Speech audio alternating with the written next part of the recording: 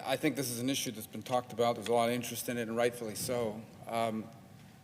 In China, even as I speak to you now, human beings working as slaves because of their ethnicity and their religion, Uyghur Muslims, are in factories making products that people will buy this holiday season and throughout the year. I think it would be shocking to most Americans. I think it would be shocking to all of us to know that even as I stand here now, there are products in this very chamber in the Senate that were touched by and made by the hands of slaves.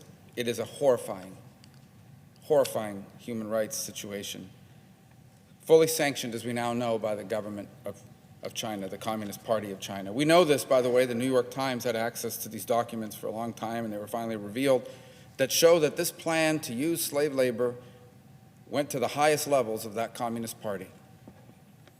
I think it is also appalling that it reveals the level of dependence this country has and the need we have to rebuild our industrial base in this country and in allied nations. Appalling because it is the fact that we are so dependent on China in our supply chain, and that many have asked us to look the other way, to not complain about this, to not pass a bill about this, because it would disrupt supply chains. Well, what they really mean is it would disrupt the bottom line, their profits. I don't need to explain to anybody how this works. You can make a lot of money if you don't have to pay your workers or pay them very little. It allows you to undercut your competition. So the fact that we have major American corporations, and for that matter, international corporations, multinational corporations, who are making money, whose profits are driven by the fact that slaves are building and making the materials they sell to us, is a horrifying reality. We have worked on this in a bipartisan way for 2 years, and we have fortunately now reached a point. And as you recall, I was here 2 weeks ago objecting to an amendment package on the NDAA to force action.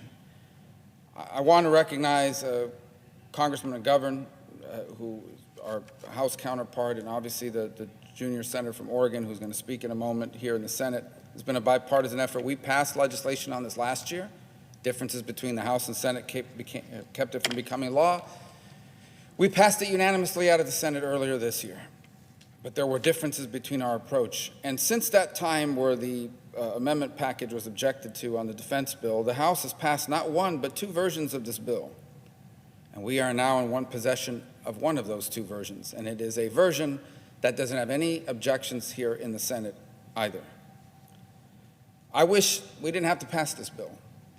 There have been some in the hallway that have suggested, I don't know if the right word is congratulations, but commenting on how far we've come, and my argument is nothing to be happy about, because even when we pass this bill, there will still be people working as slaves.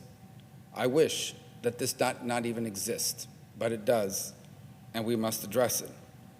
And so we are now virtually just a couple of moves away, and it may not happen today, unfortunately, for reasons you're about to learn unrelated to this. But we are a couple moves away from being able to send this to the White House for the president to sign and for it to become law. And I think it would be a powerful statement to make, but also impactful.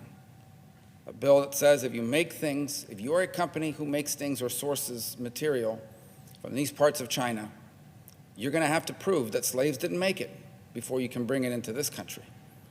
And I hope that if we can do that here, that other countries around the world will follow suit.